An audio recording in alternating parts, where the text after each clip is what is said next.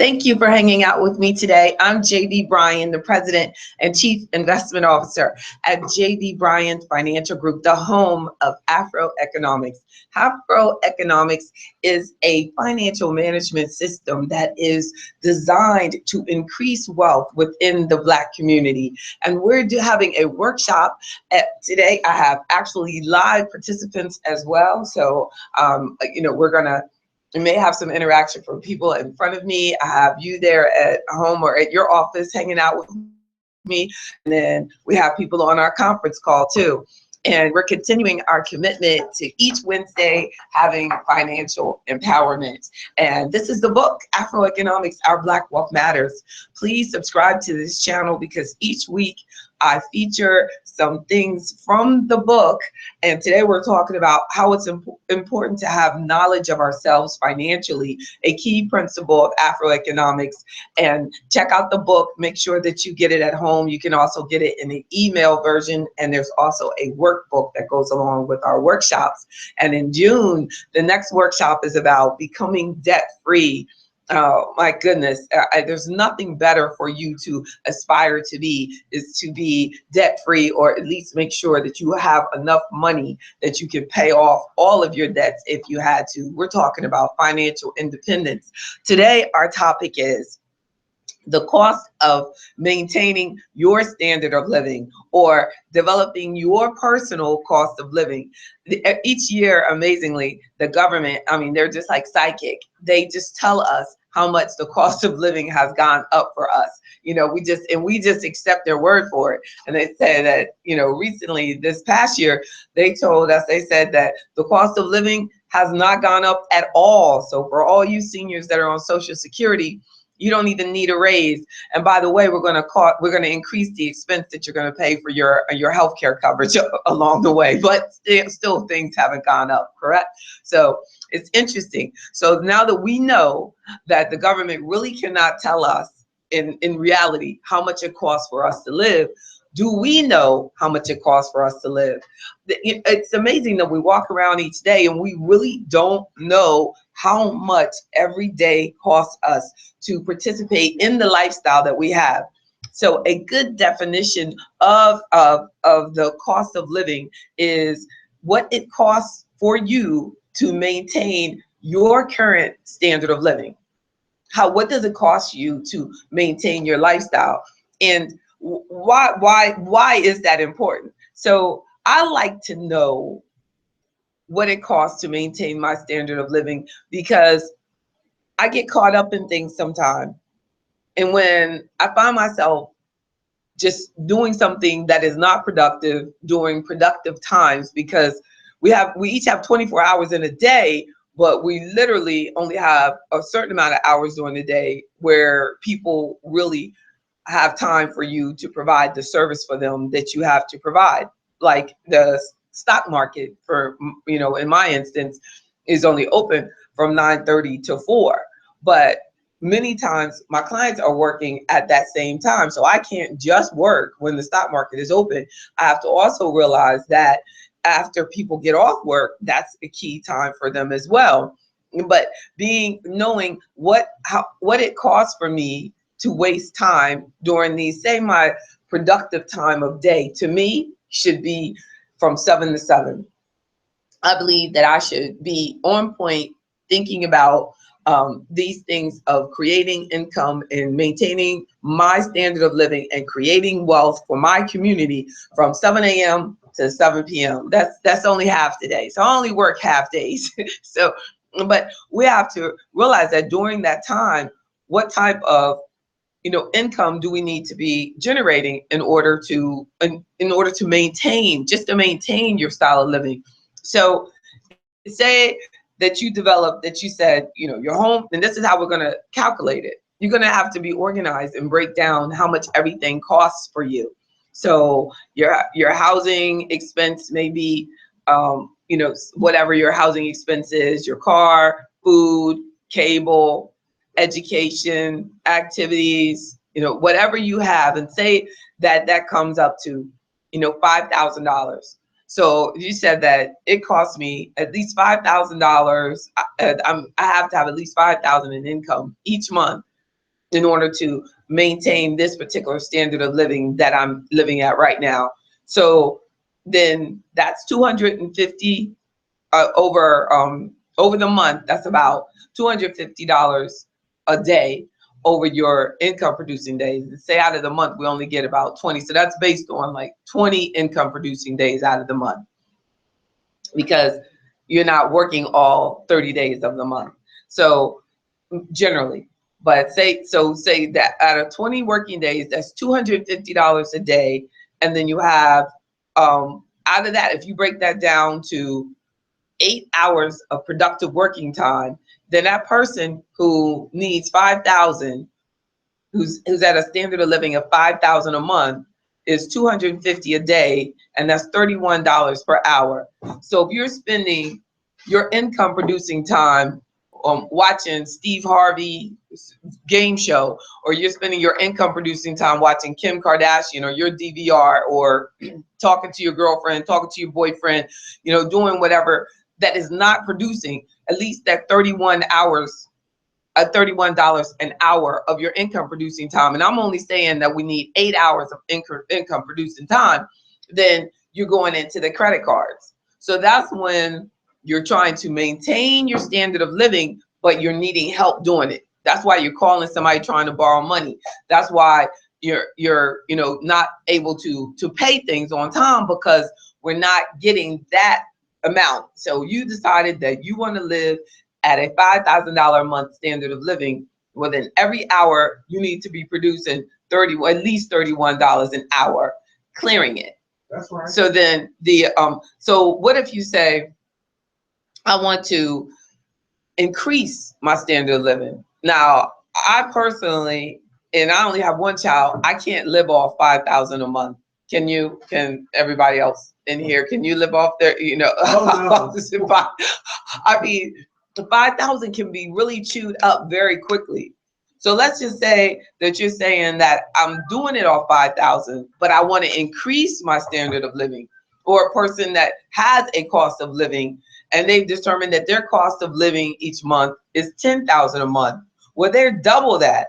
So that means that every income producing hour that they're wasting, it's costing them $62 an hour. We cannot afford to waste time. So why this topic is important is because you have to know what your cost of living is, so that you can develop a way of why aren't I maintaining, why aren't I increasing this? And so your cost of living should not be seen as like the cost of living is a bad thing, but that is the standard of living that you've decided for yourself. We need to take responsibility of the fact that if you've decided that this is what your hour of your time is worth, that $31 an hour, then that's a decision that you've made for yourself and your family. And if you choose to waste your time, then you're reducing your standard of living ever so gradually. You may not feel it the first time or the first week or even the first month, but over time, as you see your debts starting to increase, that means that you're not maximizing your income producing time, and you're going into debt to make up the difference of you're not producing the income at the level of a standard of living that you've decided to live at. Because if you're living within your means, you're not going to have a credit card balance. You're not going to have any debts. You're going to be saving up money and even buying your car. You're not going to have a car payment because you saved up your money and you're being effective with your time. So say this person who I'm based on this, or if they want to have a standard of living of 5,000 and they're getting that 31, and that's 8 hours. If they increase their time, that they're even more than 8 hours, and they start doing 12 or adding in a weekend day, then how they're able to increase their standard of living or start paying off extra on any debts that they may have when they weren't being as productive as they could be from putting in that extra time and increasing their income. So those are the steps for discovering or your personal cost of living. And please make comments and make sure that you give me feedback at jb@jbbryan.com. If you want some additional assistance, I have actually financial planning software that will help us along the way. And if you become a member, when you become a member of AfroEconomics.com, you automatically get a link to the financial planning software, and we can interface with each other, and I can give you some ideas and feedback on what is pulling from you. And I don't want to call this a budget, but of course, this is based on your budget, how you decided to live. This is going to require extreme amount of commitment from you. When I wrote down what is entailed in this, I put down some key things here. I said this is about career choices, because a lot of times we want to choose the career that we've selected, but we don't realize that when you make a career choice, you're deciding on a lifestyle choice too. Because if you make a career choice and not a lifestyle choice, then you're going into debt. Say you decide that you want to be a teacher, and it's a great career, and we need educators, but educators are not those who make extreme amounts of money, because what? They get the summer off. So these is summertime, they get the summertime, they're stretched out. If they take that summertime and they increase their income, they can indeed increase their standard of living. But we're talking about, if you choose to be an educator, you don't want to live like someone who works all the way through the summer unless you do it, unless you're doing it. So you can take your summer pay, even if you stretch your pay all the way through the year, but you're getting paid. You don't have to take that break there. You can just do something else, increase your income. But my key is that when we make career choices, we need to remember that with the career choice that we've selected, that if the income is lower than the standard of living that you want to live at, then you've got to make a psychological connection that you can't go into debt. You've made this choice. This is the lifestyle that I've selected, and don't rob yourself of the opportunity to enjoy your career choice. Don't go into debt. And there's people who have extremely high income, making a lot more than any government employee, and they still go into debt. It's because they've forgotten that based on this career, this standard of living, this hourly wage, even if they're on salary, break it down to hourly, what you're making each hour, that's your cost of living. The a second point, or I said career choices, communicate your goals. A lot of you have family members that may not understand why you're listening to JB Bryan each Wednesday and getting hyped up every Wednesday about getting your finances in order. And we're going to do this. And I'm tired of being in debt. And we got to stop doing that. And then by Friday or Saturday, they or you are going back into the mall again. So we have to, it's kind of like going to the gym and then going to Dairy Queen. You've got to stay on point beyond when you're excited about it. This has to be a choice that you communicate these goals all the way through your family. Your entire fiber of how you do things has to be cohesive. Y'all have to be a team and together on money spending in order for this really to work. And I think that developing your family cost of living may be a way to start it. You can just say, hey, let's just look at how much it costs. Like, I tell my daughter, like, this weekend we're going away, we're going to stay in a hotel. And I'm like, how much it costs for us to actually even stay at home? It costs for us to maintain this house. So I was like, so when people go to a hotel, they don't, really realize, that what you're spending, if you were putting that into your household, that might, you're spending maybe, you might have one hotel stay that might cost you 2 or 3 times how much it costs for you to just stay at home. So then when you go and stay at a hotel or take a vacation and you're not income producing, your team will take it a lot more seriously when you all understand how much it costs for you to live. Because just because you go away and stay at a hotel does not get rid of the cost of living that you still have at home, that is you're incurring even if you're not there. So those are important for us to understand that every penny counts, and that everything we spend our money on, if we can, Make it be something that is productive and income producing for you. Ultimately, would be great, but that's not going to always happen. So if it's not if it's not producing income, has no potential, no even likelihood of it's ever going to produce income for you, then be careful how you spend in that area. You know, make it sure it's as cost effective as possible. Someone posted, and I really like this. I saw this in Facebook, and they said that when you go to the store and it says this is on it was $1,000, but you're getting it for $750.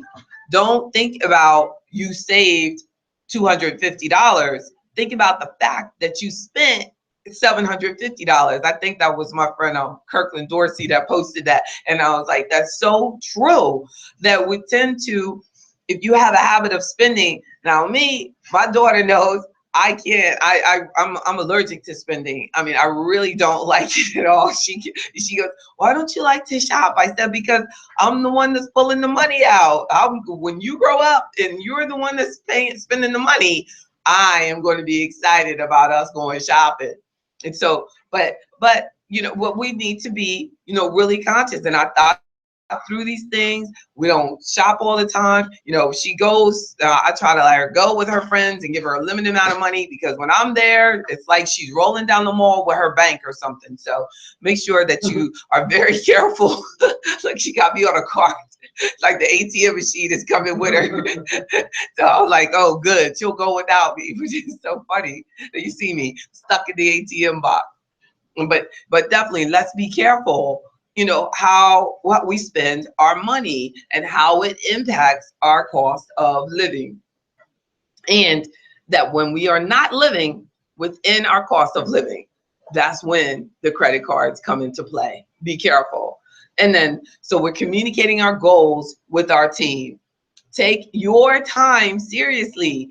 So by understanding your cost of living, and you look and you see that my time costs $100 an hour, my time costs $30 an hour, my time costs, that you'll realize that I have to do effective things with my time. That even when it gets down to when you're eating, what are you eating? Are you eating, spending money, and it's still garbage going into you?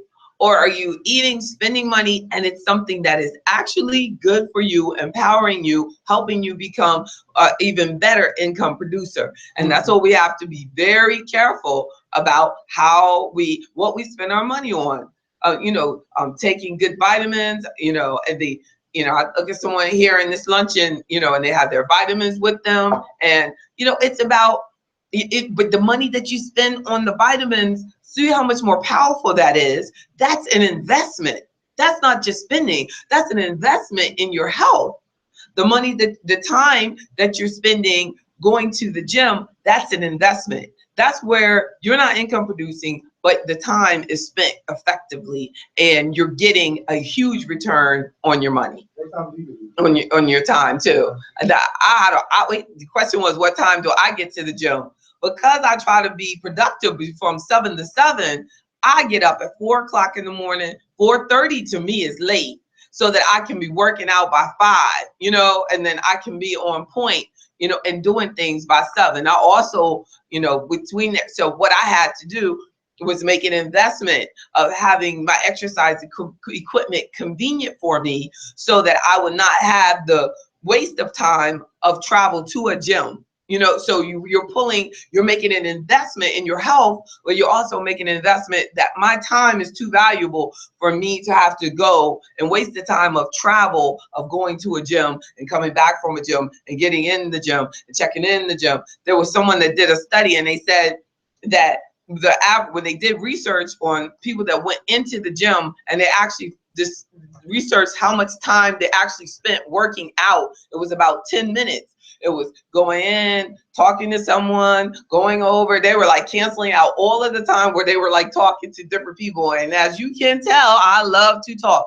So my workouts, that I work out on my own equipment, you know, and I make the investment of making sure that I have my own professional trainers available to me as well. And it makes, but that is worth the investment, because I know that I need to have a team to keep me on point. So take your time seriously, and it's very much worth your while. And get organized and know how much you are spending was another point that I had here that I wanted to share. Wow, time is flying, y'all.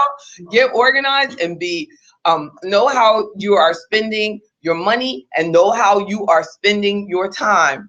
Most of us have more time than money. So what we're trying to do now is make sure that our time is helping us produce the income to create the standard and style of living that we deserve. And we deserve it, but we just have to be more effective. Everybody, the multimillionaire down to the person who has absolutely no money, is homeless, each of them get 24 hours in a day.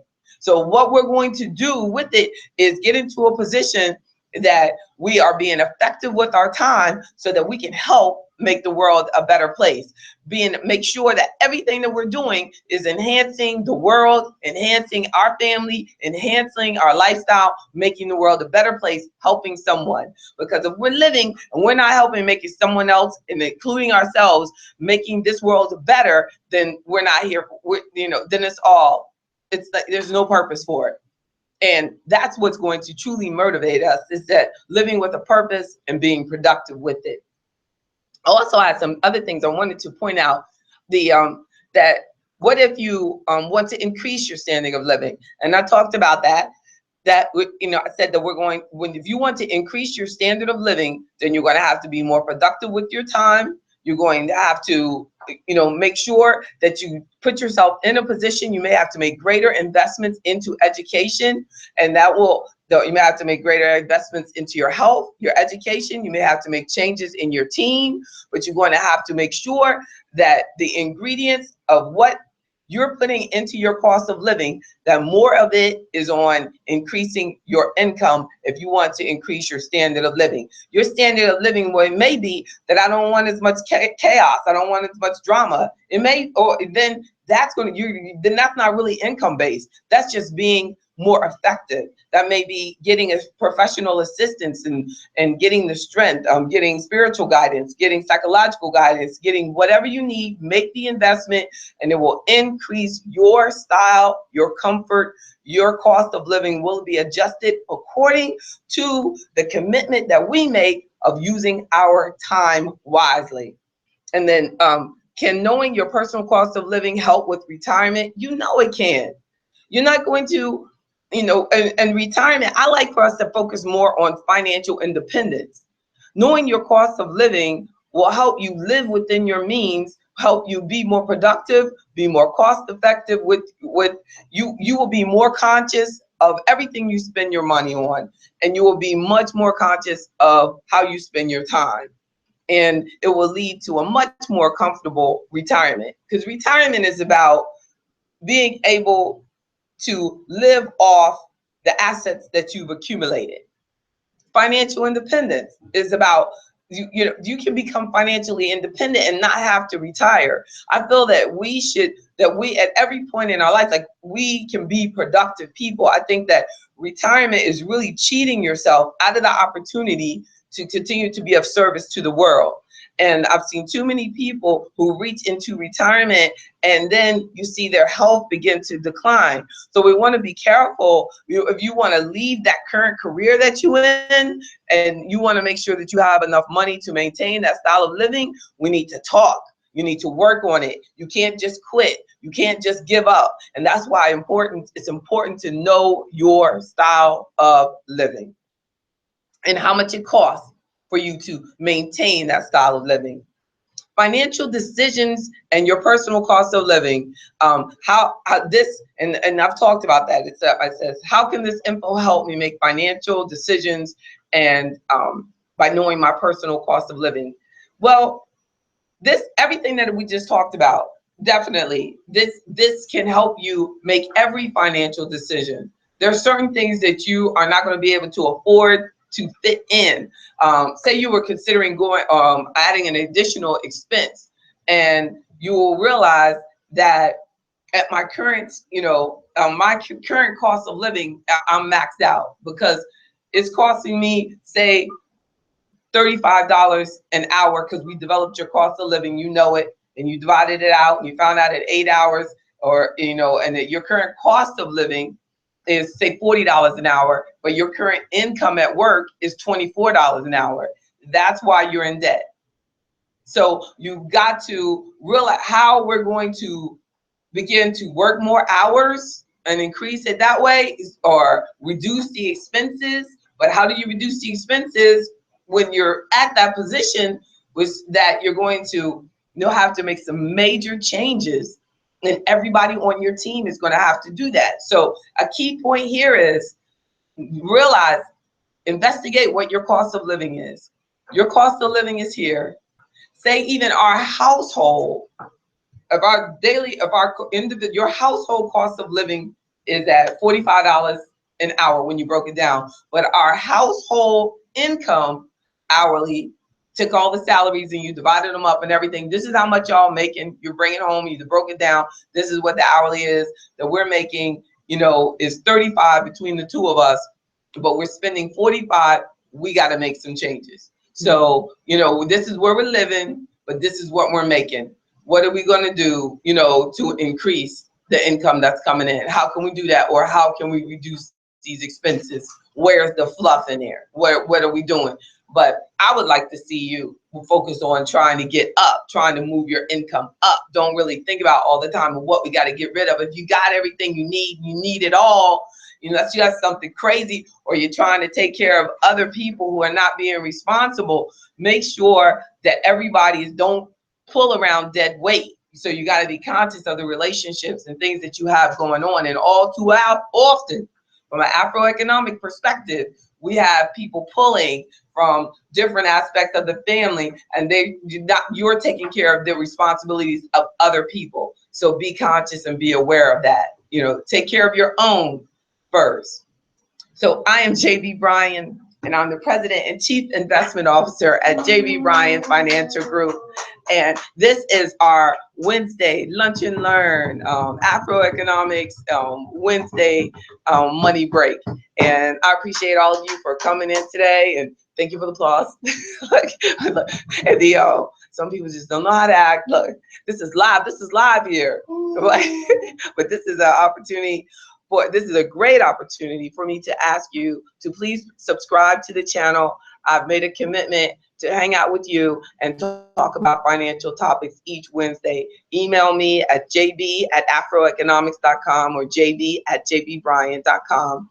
Make sure you get the book and the workbook at the bookstore at afroeconomics.com, a financial management program designed for the enhancement and development of Black wealth in America and abroad. Have a great week. Thank you for this opportunity to share. And don't forget to subscribe and download the free AfroEconomics app so you can watch me right on your phone. God bless you. Bye.